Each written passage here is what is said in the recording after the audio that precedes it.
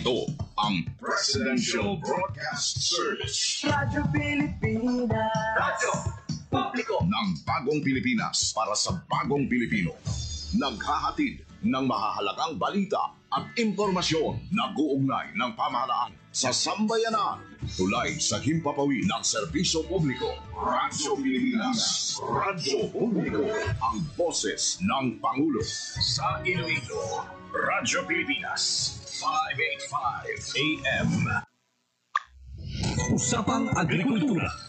Ang inyong source of daily agri-news. Talakayang siksik sa kaalaman. Hatid ay impormasyon mula sa pamahalaan. Pagpapayaman sa ating mga likas na yaman para mas mapaunlad pa ang isa sa mga paunahing kabuhayan sa ating bayan.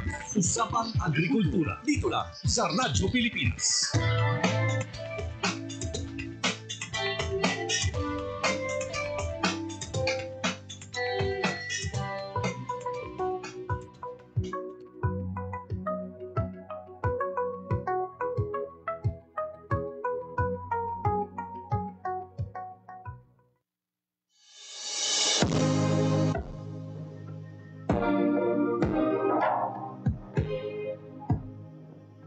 Sprang from a dream to restore the livelihood gravely hit by Super Typhoon Yolanda in 2013, Tabok Fisherfolks Association, or TAFA, came about equally carrying a burning commitment to work up their way to recovery. TAFA, in its budding year, started with 112 members upon establishment in August 2013.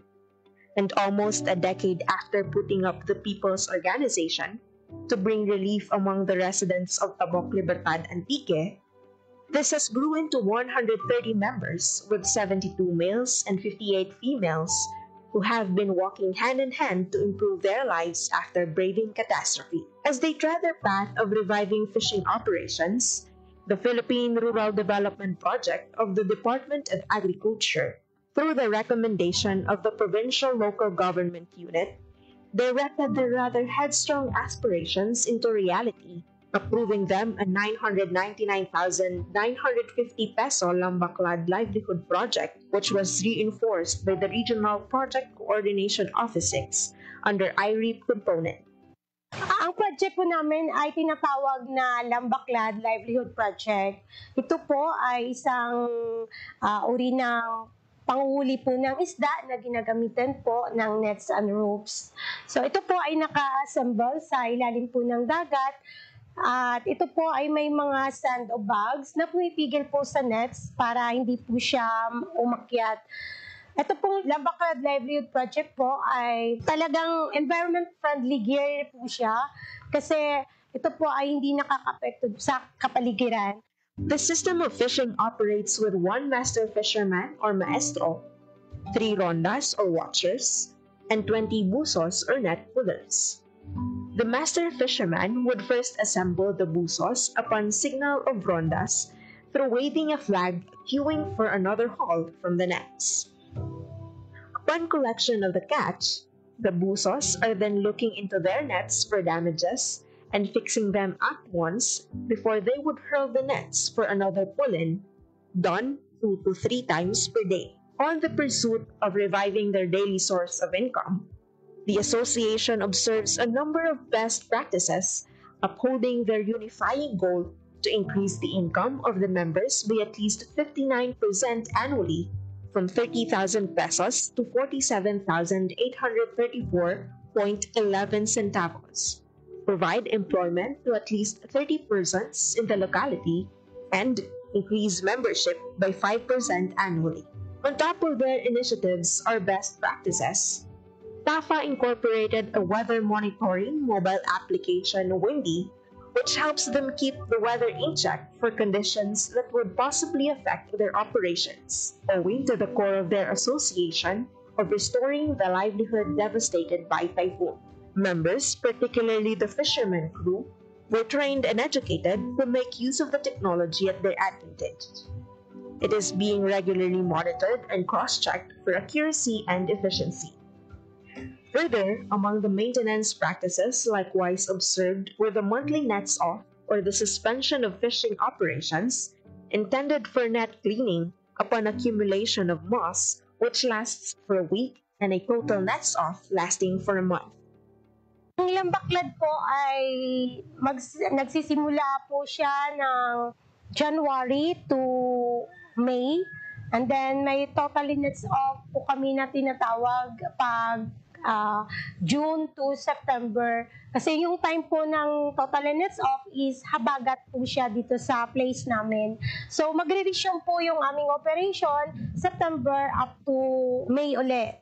Tuwing total nets off po, bali ang ginagawa po ng aming mga members ay ang kumpunuhin po yung aming mga nets. Lilinisan po siya, tatanggalin po yung mga lumot, at i-repair po yung mga balsa, yung aming mga pump-boat kung may sira po, para po maka-prepare din po para sa operation po namin sa susunod po na mga buwan. So sa time po na total nets off, meron din po kaming capability building, mga trainings na kinakandak po namin para tuloy-tuloy po yung aming kaalaman. Kung kahit wala kami pong operation, tuloy-tuloy po yung aming kaalaman para po sa pagpapatakbo po ng aming project. Now clocking to its 10th cycle of operation, the Lambaclad Livelihood Project has shown continued increase in sales since 2018, having 6,718.61 kilograms of fish catch, which translates to 506,084 pesos recorded sales in its first year, and 8,952.70 kilograms of fish catch, translating to 995,221 pesos in 2019, and 9,971.85 kilograms of fish catch, which translates to 1,138,652 pesos in 2020, and 11,485.45 kilograms of fish catch, translating to 1,579,948 pesos in 2021, and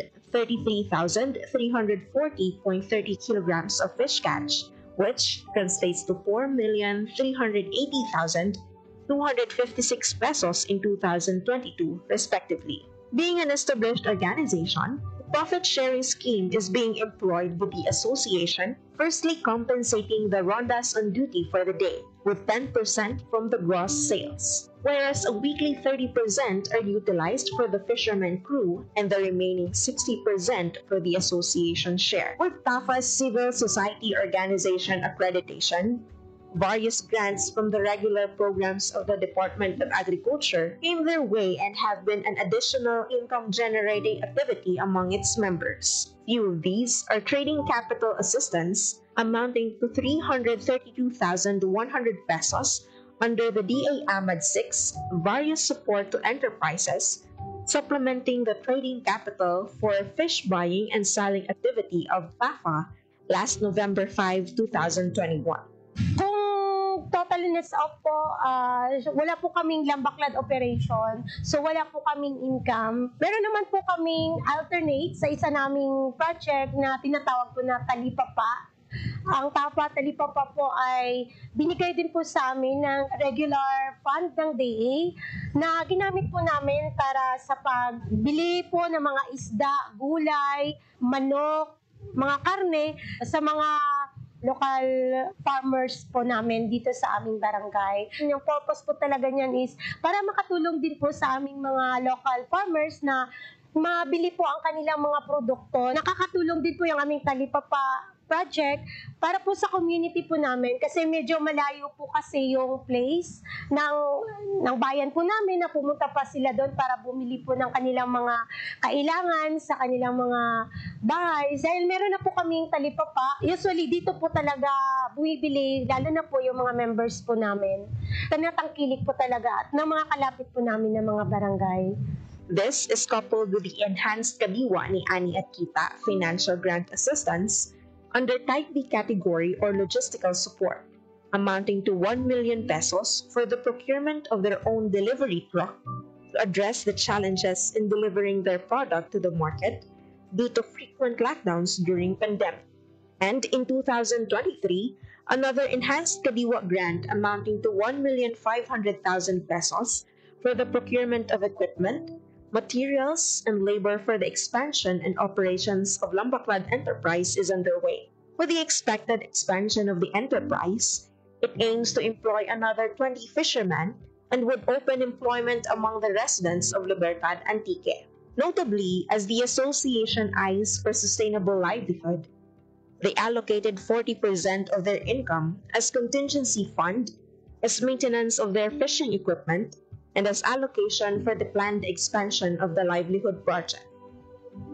Para po sa aming contingency plan, meron po kaming nakalaan po na 40% mula po sa aming gross sales. Ito po ay tinatabi po talaga namin para po may magamit po kami sa maintenance po ng aming Lambaclad project.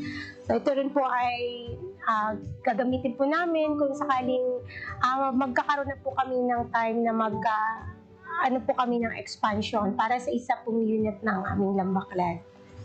Born from a steadfast desire to recover from the damages brought by Super Typhoon Yolanda, the Lambaclad Livelihood Project has stood on its feet and has been serving hope with the fisher folks of Libertad Antique with the help of the Philippine Rural Development Project, Regional Project Coordination Office 6, DA AMAD 6, and the Provincial and Municipal Local Government of Antique.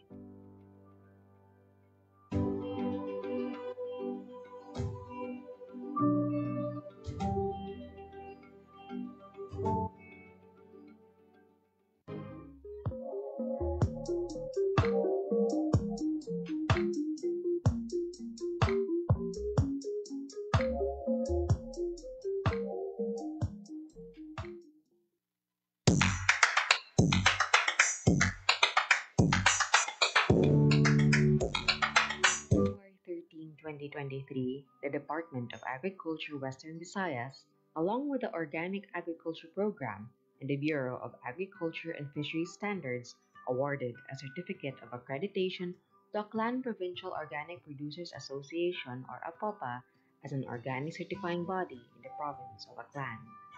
Being accredited under the Participatory Guarantee System, the APOPA performs necessary inspection as a legal entity of DA Bureau of Agriculture Standards.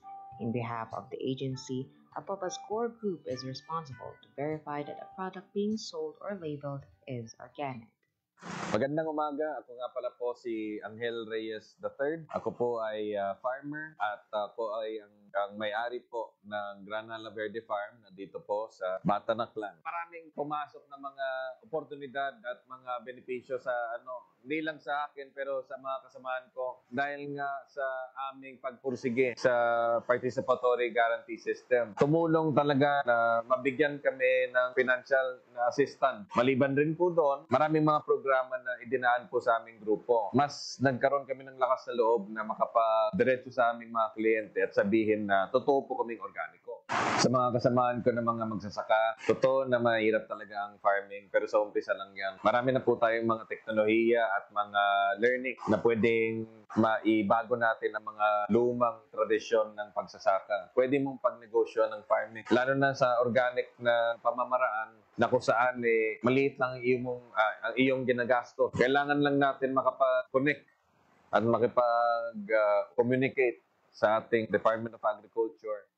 In the municipality of Aklan, the APOPA core group certified 2 women organic practitioners who both engage in organic chicken production. Magandang umaga, ako si Abigail Navarra from Puno Katibanga, Aklan. Malaking tulong po yung nabigay ng APOPA sa amin dahil po nakatulong sa aming pamilya, sa self ko at sa environment po. Malaking tulong po yung ibigay na region sa aming certified na farm dahil po meron silang livelihood na binigay sa amin. Yun po is nakatulong sa aming pamilya at sa self ko at sa environment po. Bihira lang ngayon ang mga kabataan na nagpa-farming dahil yung income daw ay mababa lang. Doon ka sa field, nainitan, parang ayaw na humawak ng mga lupa dahil madumi daw. Di nila alam na doon yung malaking kita sa pagpa-farming. Dahil pag sa farming ka is hawak mo yung oras mo, wala kang amo na nag-uutos sa'yo. Farming is dyan, enjoy ka. malaki yung kita mo. At sa mga kabataan, sana po ay mag-engage ng pagpa-farming dahil po tayo po ang pag-asa ng bayan, dahil po yung mga farming sa ngayon ay matatanda na at tayo ay susunod na magiging magsasaka. Magandang araw sa lahat. Ako si Maricel Barrera Buhos. So, sa tulong po ng programa ng DA, malaki pong tulong sa amin bilang magsasaka when it comes to our resources like mga materials po, mga net, mga bamboo, mga nipahat. Malaking tulong po sa amin yung bilang magsasaka at lalong-lalo na po yung incubator na mas mapabilis namin maparami yung aming mga manok. Wala po dapat space ang kahirapan sa atin kung tayo lamang po ay masipag. Naniniwala po kasi ako na kapag gusto mo umangat sa buhay, kailangan mo magtrabaho. Kung mayroon kang dream or adhikain para sa iyong family, I have to work for it. So, as mother, mataas yung pangarap ko sa aking anak. At gusto ko rin magiging co-partner ng aking asawa. Kailangan ko mag-initiate kung anong dapat kong gawin para mapaunlad lalo yung aming pamilya. So, sa pamamagitan po ng farming, gusto ko rin pong mag-inspire sa ibang mga nanay na kung saan gusto nyo makatulong sa inyong asawa, gusto nyo maangat ang iyong antas ng iyong pamumuhay, gusto nyo mapatapos ang iyong anak sa pag-aaral, kailangan nyo rin pong gumalaw. Ang aking pong mensahe sa DA family ay taos-puso po kaming nagpapasalamat sa inyong suporta sa kaming mga maliliit na magsasaka. Ang inyong mga tulong po ay malaking tulong sa amin para mapaunlad ang aming mga pamumuhay. At sana po ay marami pa po kayong matulungan kasi ang inyo pong programa ay napakaganda. Mula po sa akin personally ay nagpapasalamat po ako sa inyong tulong. The increase of women and youth engagement in the field of agriculture is apparent, with a strong intervention of the agency to strengthen the value chain of the food system. Young women highlighted employment opportunities, increase in income, developed skills in organic farming, and overall resilience. Organic farming for Roseanne is not only her source of livelihood, but a way of living at its best. Certified PGS in Batan Aklan, her integrated farm caters to the nearby resorts and hotels in Boracay Island. Hi, hello. Ako po si Roseanne Bautista. Salamat sa DA, sa ATI, kasi yung mga trainings kung paano gawin, yung mga, halimbawa yung mushroom, yung free-range chicken, actually native na chicken, pero yung sa akin kasi is free-range. Sa trainings, talagang madaming opportunities na lumapit. Sa trainings, sa connections, nakikita ko yung mga mas magagaling pa kasi matagal na sila sa farming. So yung knowledge nila, nakukuha ko rin. So dina-download sa amin ang mga bago. Yun yung mga opportunities na hindi makukuha ng iba kung hindi kasama sa grupo. So ang receive ko sa DA is yung for drip irrigation. Ang drip irrigation kasi malaking tulong sa amin para lang din na ma-shift ko yung workers, yung trabaho nila, na makagawa ng mas importanteng trabaho outside doon sa pag-i-irrigate lang ng mga plots. So very thankful naman talaga ako sa DA kasi ang laki ng naitulong nila sa materials. In connection na rin sa natatanggap ko sa DA, talagang magpapasalamat ako sa ATI, sa lahat ng trainings na na-receive namin. So, in-encourage ko rin yung mga farmers or yung balak maging farmers sa huli na mahirap siya. Mahirap yung pagiging farmer, especially kung baguhan ka, wala kang idea. Pero pagka nandito ka na, may passion ka sa pagtatanim, may passion ka rin sa pagtulong sa kapwa mo. Kasi once you are an enterprise, once you have a farm like this, makakatulong ka sa community mo in terms dun sa opportunity na nakikreate mo. To be PGS certified organic farmer is an arduous task. Nevertheless, APAPA is greatly honored to be the first group in Western Visayas to complete the endeavor. Forming the group of organic practitioners brought them together in coming up with one goal, which is to become a certified producers, marketers, and develop healthy products that is visible to a bigger market.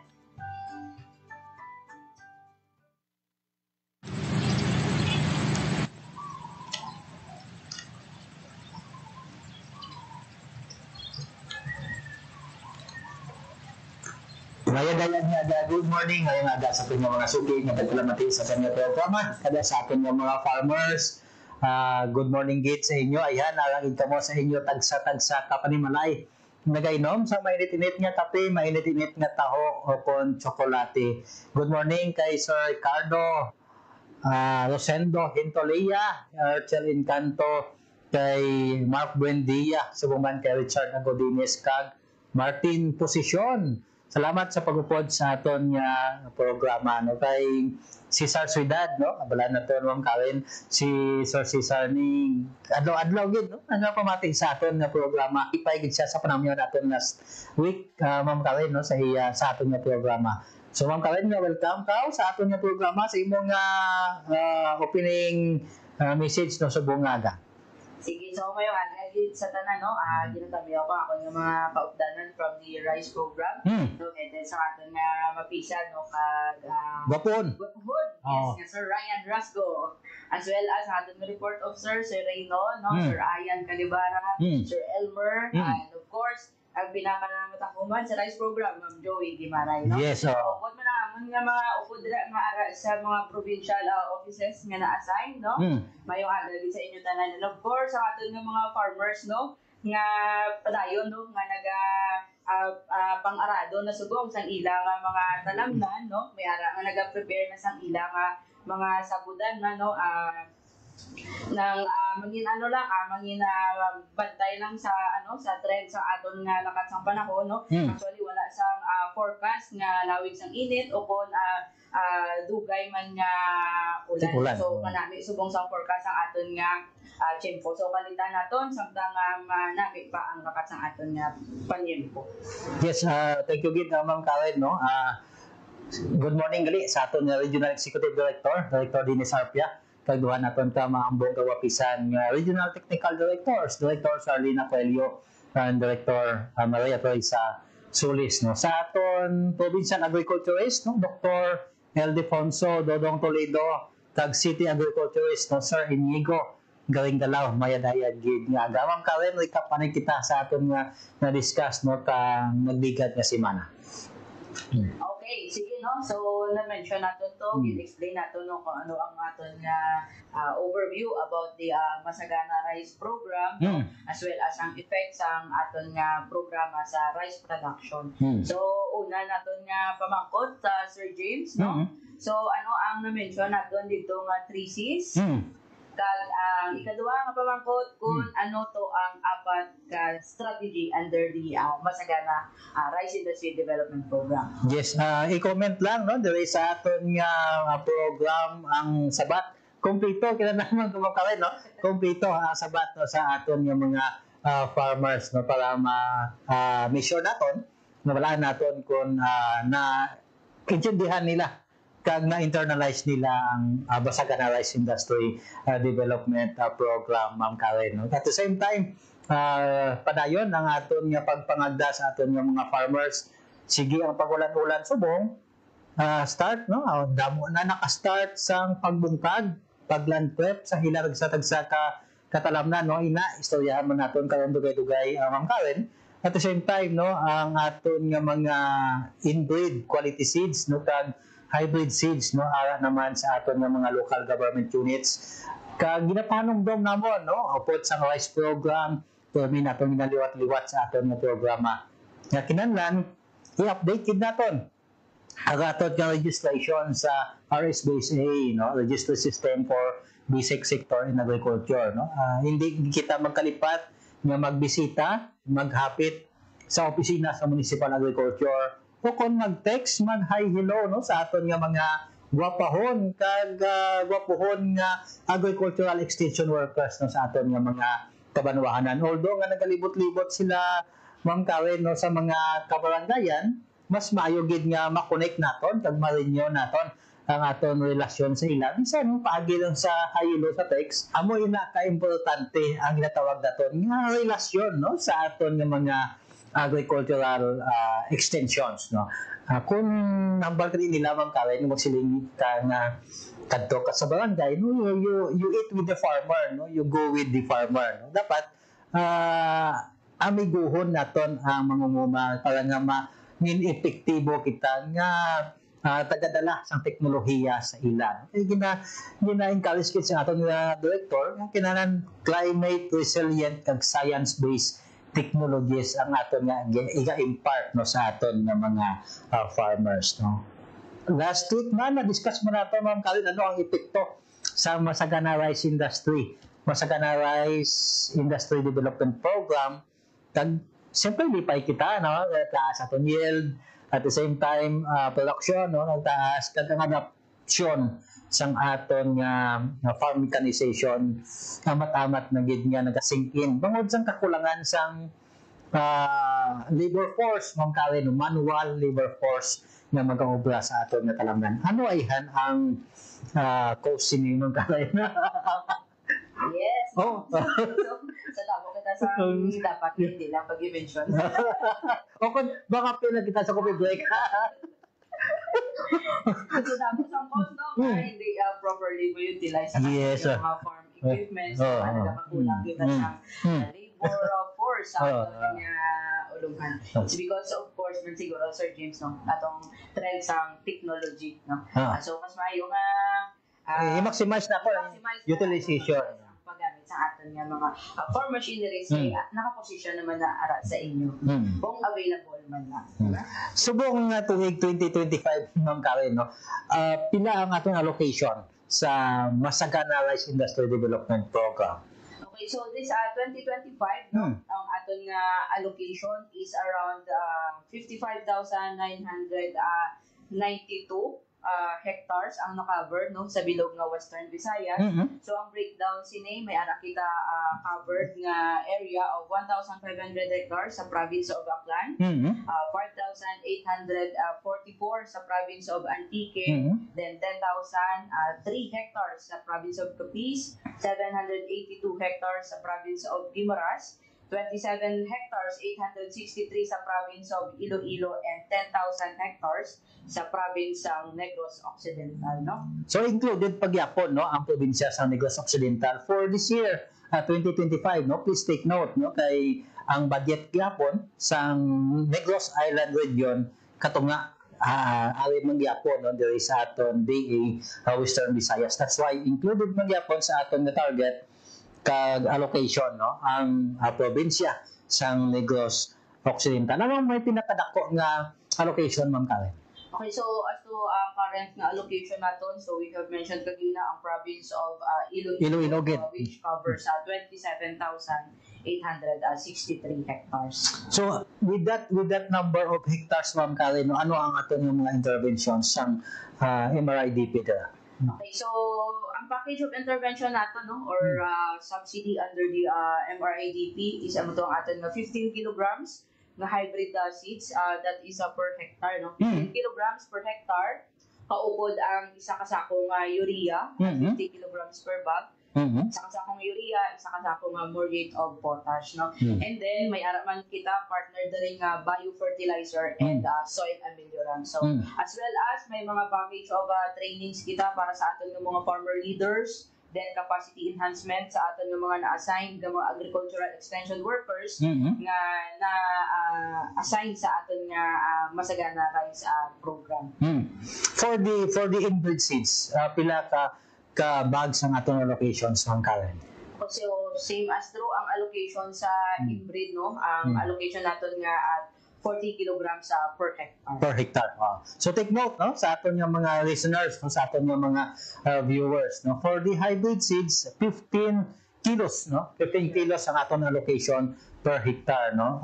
Damo ang hindi gawa magpati no kung hindi makonbunsido Ma'am Karen no nga makaigo ang 15 kilos no. Makaigo ang 15 kilos sa aton nga isa ka hektarya. But madamo naman sa mga farmers naton ang nakapamatuod na nakaigo, nakasubra pa ganang iban, nakaigo ang 15 kilos sa aton 1 hectare kag nakapatubas sila sang damo no sa aton nga 15 kilos no. Take note kung gamay aton seeds nga nagamit, gamay less man ang aton nga production input no kay amo lang na ang aton kadabuan nga seeds nga mabakal no. Although nga mas mahal ang hybrid compared sa inbreed, but still no ang production comparable man nga mabenepisyohan nato o magkanansyahan sa aton nga mga farmers. No, shout out kay Sir Solmi Ohario, isa sa mga farmers niya no ang nagapamatuod kag sa tanan naton nga mga FCAs no nga nag in place na sa paggamit sa mga rice transplanter no kay Ma'am Helen Bolivar sa Mina no, salamat sa inyo pagpursige sa Mina Federation of Farmers Association no, sa Banwa sa Mina Iloilo nga full swing ang ilang nga paggamit sang aton nga mga rice transplanter behind kag riding type no, kag nagapamatuod gid nga makaigo ang 15 kilos no kay Sir Gilbert Kimba no sa Pututan, shout out man subong man sa kay Murphy Kinlat sa Dingli. Shout out man no sa Lumanggas Ma'am Karen may nagagamit man sa rice transplanter. Yes sir, so under sa Pulao ang multipurpose Pulao. So kay Ray Faulan no. So utilize na nila ang aton nga mga farm machineries no. Ang transplanter no ginagamit and then mga granular applicators no. Puspusan no ang aton nga advokasya no gagamiton gid naton ang mga rice transplanter no kay wala naton Ma'am Karen ang iban nga mga kabanwahanan may ara sila nga mga transplanter no to underutilized no ang ini nga mga na farm implement. Testingan naton kung hindi kita kahibalo magpaigangot lang sa seedbed. Alam mo ang isa constraint siguro Ma'am Karen nakita naton kag usually nga feedback sa aton no nga mga extension workers is ang preparations sa seedbed no paano bala eksakto nga pag-prepare sang aton nga sabod no so pwede kid ka makapagigangot sa amon no o sa aton nga mga municipal agriculture office para nga mapahapos o kung may mga inobasyon kita may mga practices kita Ma'am Karen nga pwede naton i-adapt sa inyo tagsa-tagsa ka mga lokalidad no istoryahanay lang na ang kinanglan Ma'am Karen. Yes sir no so pwede gid gyapon yung approach man ang aton nga mga assigned nga mga cluster coordinator yes. LGU no basi may mga underutilized nga mga tawag ni Sir James mga machineries no so may mga trainings kita pa nga naka-align para sa aton nga farm machine operation man no so that will be starting siguro month sa June ma-start ang aton nga training so but may ara nga gusto magpa-train kung paano gamiton seedbed as to ang utilization sa aton nga transplanter so sulat or inform nyo ang aton nga mga assigned na cluster coordinators. Nasambit mo kay na Ma'am Karen no nga one of the activities no nga ginapatigayon naton sa Masagana Rice Industry Development Program amo ang pagcapacitate naton sa aton nga mga agricultural extension workers kag local farmer technicians, mga farmer leaders naton. Ano ini nga capacitation nga activity nato Ma'am Karen? Okay, so as the activity sa aton nga MRIDP no. So may ara kita nga mga target training para sa aton nga mga farmer leaders. So ang aton nga mga farmer leaders amo ni ang aton nga leaders no from the organized rice clusters and then region-wide may target kita 5 batches so 4 na ka-batch ang conduct no may remaining pa nga isa sa province of Iloilo kag Guimaras na. Yes. So ang venue naton is diri sa Iloilo and then for the capacity enhancement naman sa aton ng mga agricultural extension workers no nga na-charge under the Masagana so may ara kita 8 ka-batches no region-wide and then ang nakandak na naton is 5 batches training na so may ara pa kita tatlo ka batch no that is for province of Aklan, duwa pa sa province of Iloilo.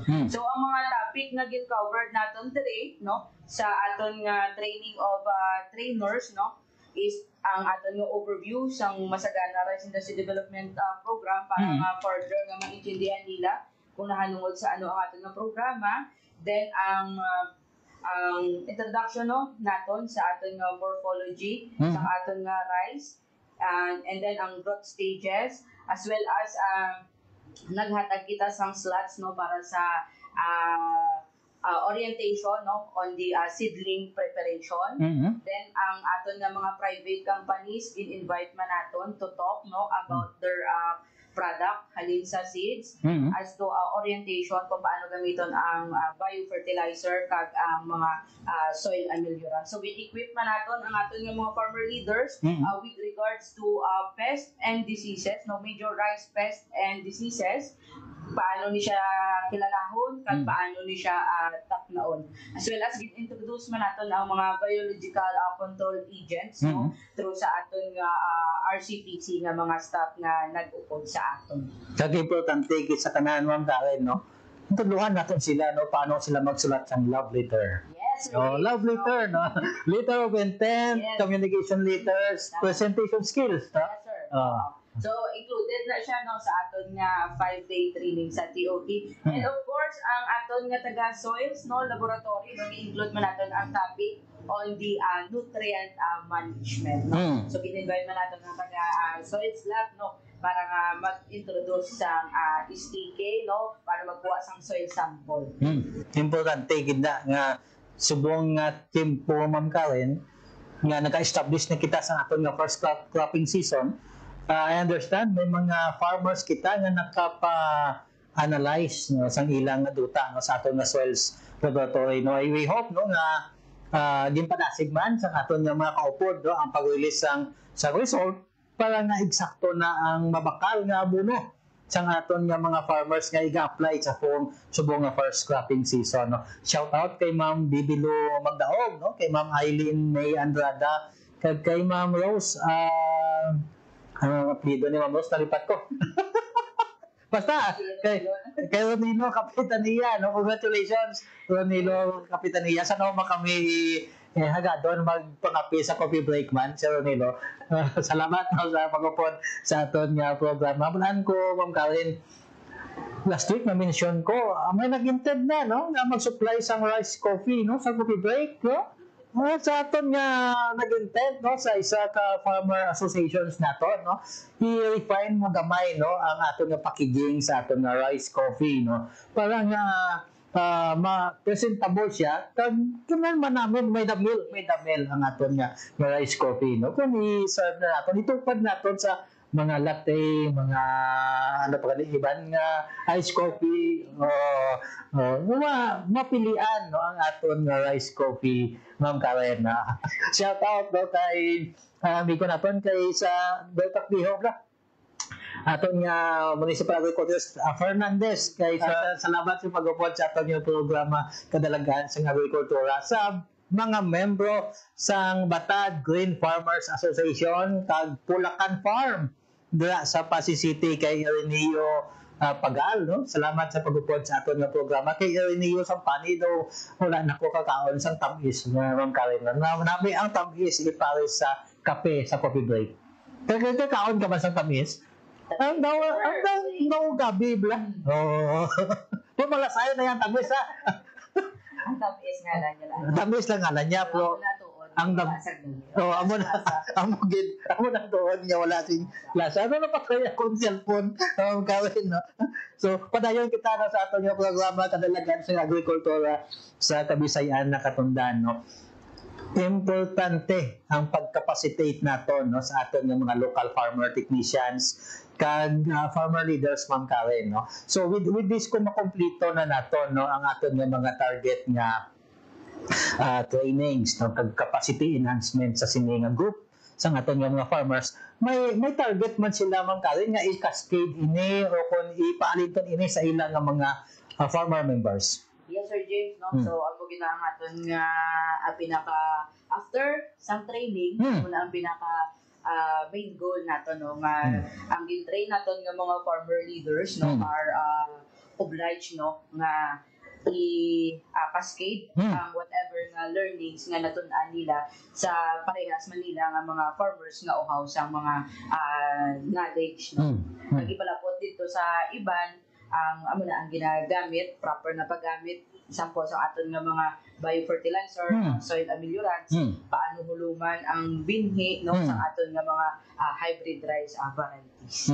Shout out kay Ma'am Roselyn Sotomel kag Sir Noel Sotomel, no, at the same time sa kay Ma'am Marilu Gonzaga, no, sa Dingli, salamat sa pagupod sa aton nga programa kadalagan sa agrikultura.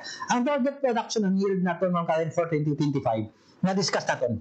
Okay, so kung last sining 2024 nakakuha kita sa 4.09 tons per hectare, no. So this 2025, no, kung kaluyan kababuran kita sa chimpo, no, ang aton nga target yield nga gina-aim is around 5.5 tons per hectare. 5.5 tons. Yes, kaya kinahanglan naton gid mong gawin pataason ang aton nga target yield, no, kay nabasahan ko na si Plata naglabay-labla sa akon nga feeds, no. Ang data sa atong katuwang nga opisina, no, ang Philippine Statistics Authority, no, nagbubo ka na production for the first quarter, no, compared nato naglikad nga tuig, no, kag damo sa mga factors nga i-consider naton dira, no. We're glad, no, nga hopefully manginlain na ang chairperson sang agriculture sa Senado, Ma'am Karen. Yes. Kag at the same time, no, tanawon nato, no, kung ang advokasya balasang aton nagligad nga bulan nga farmer director, no, sa Farmers Officer Folkman, Sir Bren Mundihar, yang mga idol lads kinahanglan himo naton nga productive, no, kung pwede man naton ma-target for expansion, no, matamnan naton sa palay, matamnan naton sa mais kag iban nga crops mas maayo gid, Ma'am Karen, no. So aside from these mga activities, no, we have been shown so well ameliorance ng mga aton nga biofertilizers, no. We cannot name sang brand, no, sang aton nga mga biofertilizers, but these interventions is vital, no, sa growth stages sang aton nga palay, mo Karen. Yes sir, no. So well anyway, no, ang aton tanan nga mga LGUs, no, may ginconduct kita nga mga briefing and orientations tanan nga mga LGUs, no. So nag-start siya sa last April to second week yata sang May. Tapos naton tanan ka orient, no, kandakan sang briefing and orientation tanan nga LGUs nga may ara kita subong sa hybrid nga allocation. So dito sa briefing and orientation, no, ang aton nga mga partner nga taga private companies, sila ang naghatag sang ways kung paano i-utilize sa aton nga mga farmer beneficiaries, Sir James.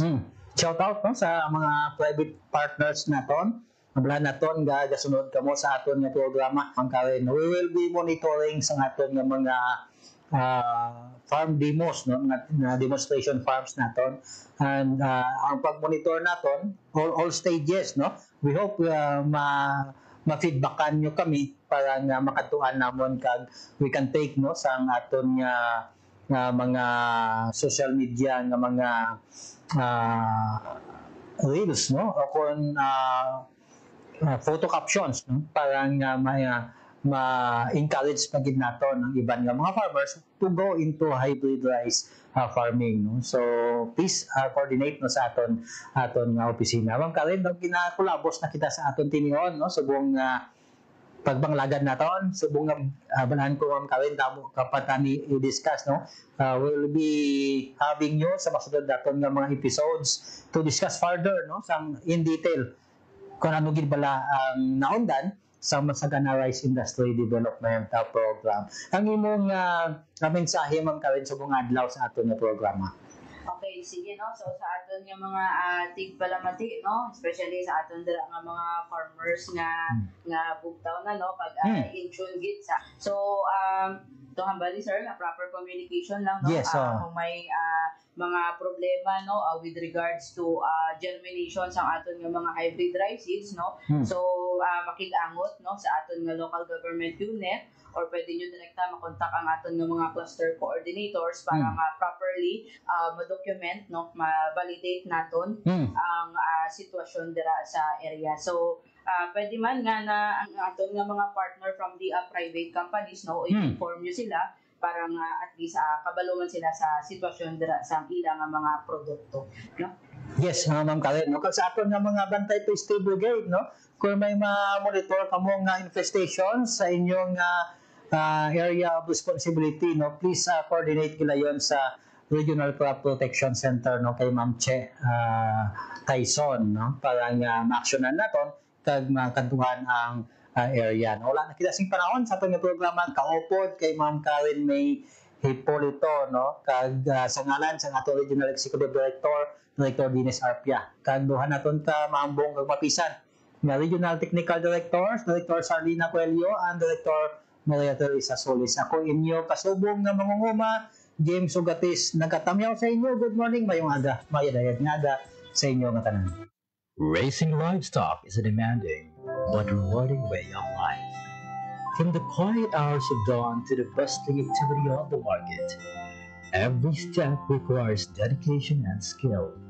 Today, we take a closer look at the journey of a hardworking farmer as they tend to their animals and bring them to the Leon Livestock Auction Market.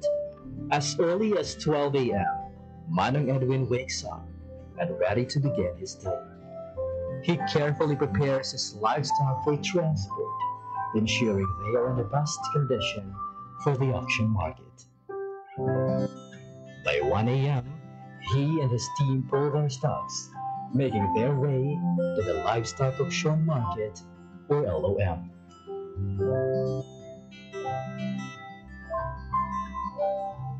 Selling livestock is not just about bringing animals to market. It's about careful selection and preparation to get the best price possible.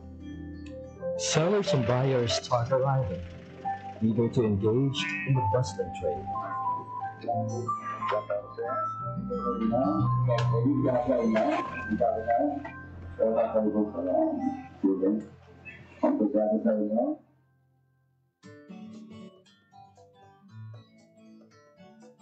Each livestock is carefully weighed on the digital weighing scale. After weighing, every animal is assigned a number, making it easier for buyers to track their chosen stocks.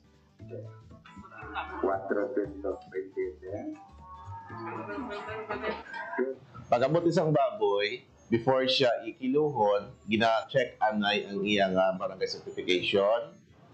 And then, hindi, why isang kiluhay nga matabo unless nga why pa maabot ang buyer. At saka, while nga nagakilo, katanaw man ang mga farmers na kung sabihin, mabalaan nila kung pila ang kilos ng ilang baboy. After that, ang aton nga kuha, ng aton nga buyer, makuha siya sa cash tickets o kung ang weighing slip nga sa diin dira ma-indicate ang kilos ng iyang baboy para nga i-presentar sang tag-iya sa buyer nga amo na nga ang kilo sa iyang baboy para nga ibayaran na. The livestock class and weight are recorded for transparency and accuracy. At a livestock auction market, each stock is meticulously inspected by potential buyers. Every detail, from size and weight to overall health, is carefully evaluated.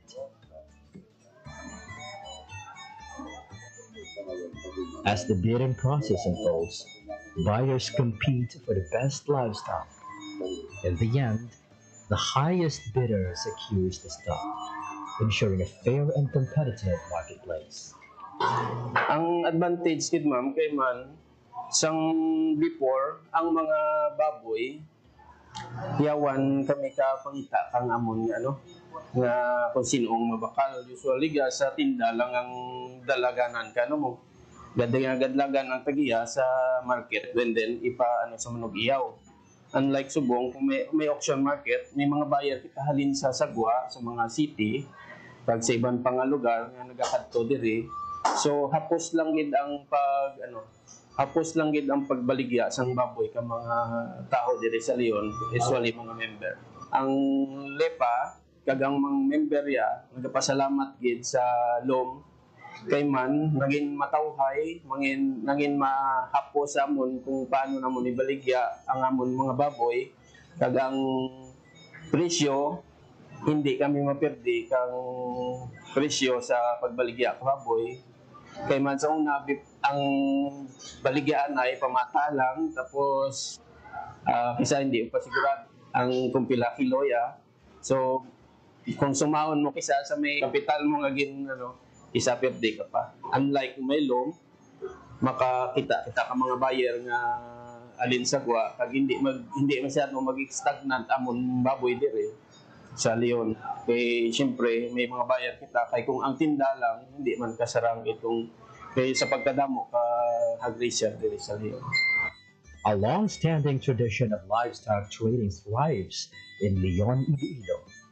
Established in 1978, the once named as Carabawan has evolved into a vital economic hub, the Leon Livestock Auction Market, supporting farmers, traders, and the local government. From January to July 2024, the Leon Livestock Auction Market recorded a total transaction value of 177,740,900 pesos. The highest revenue came from hogs, contributing 78.1 million pesos, followed by cattle at 62.2 million pesos, and carabao at 33.6 million pesos. This continuous economic activity highlights the market's vital role in sustaining local livelihoods and regional agricultural growth.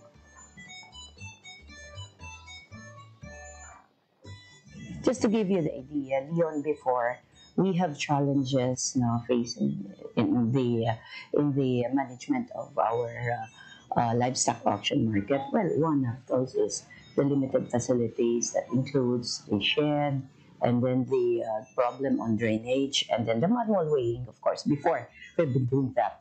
And also, the limited mas transparent yung tana in terms kilo, no, makita rin di farmer once kilo na ng sapat, no, pag mismo si buyer makita kung pila kilo ka sapat. And we have also our improved system of operation. So kanuna gaw sa kami alas 4 pero nag-end kami alas 2, no, alauna. But for now, nag-end kami sa kami alas 4, nagatapos kami 7 to 8 a.m. So while so far, yung mga transactions, so mga baka na nag-rin dyan subject for pick up rin ng mga buyers. So makita natin na may improve sa transactions. It's because ang mga documents na kinanglanan ni buyer or ni farmer, di dyan na mismo may show sa livestock market natin. So di dyan na presence ka natin yung Municipal Treasurer's Office sa pag-issue ka mga certification, di dyan natin yung Municipal Agriculture Office, ang atin yung PNP, no, na mag-issue. So one-stop shop na na, di dyan available mismo sa atin. Ang atin yung improvements na sa ating livestock market na kulig yung bulig sa atin ng mga livestock racers at the same time sa ating mga buyers. No? Sa atin livestock racers, halos tanang tulad nga ginadara dito sa livestock market at mabakal is because ang mga buyers damo rin na ganyan yung magkadto sa Leon para magbakal. So and then luwas sa Tagaliman damo man nga mga adjacent municipalities, no, o iban-iban nga mga provinces sa kadto dito para iligya lagi ng baka nila. So mas healthy rin subong ang transaction, no, sa ating livestock market is because damo rin ng supply at the same time damo rin ng buyer. Okay. So in terms of sustainability, no, ang ating local government unit nag-appropriate gid ng kang budget, no, para sa maintenance ng operation, no, kag facilities lang natin yung livestock market. So this is why every year may mga development kita nga makita sa ating livestock market.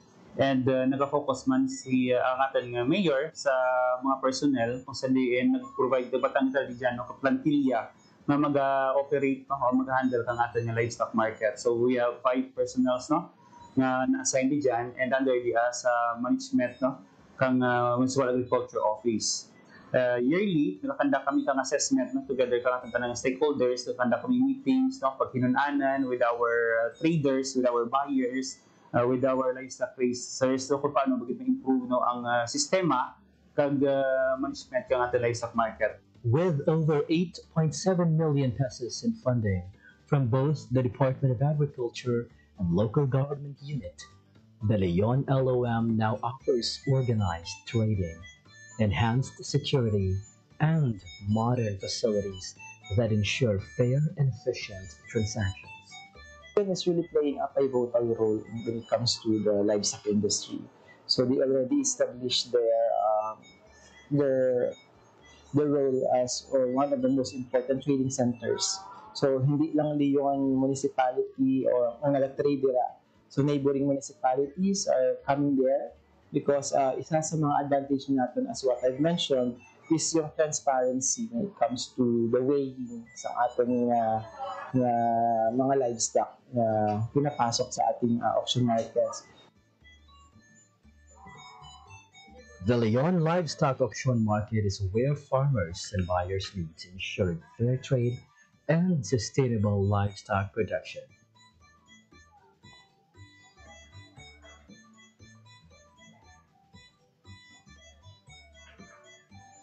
Salamat sa mga CDA, sa MAU, sa mga personnel dyan, na kung ano may problema sa baka, kung masakit, kung purgaan, kag anong problema naman niya, daw na tawan na ti-aksyon, kag suportado man da.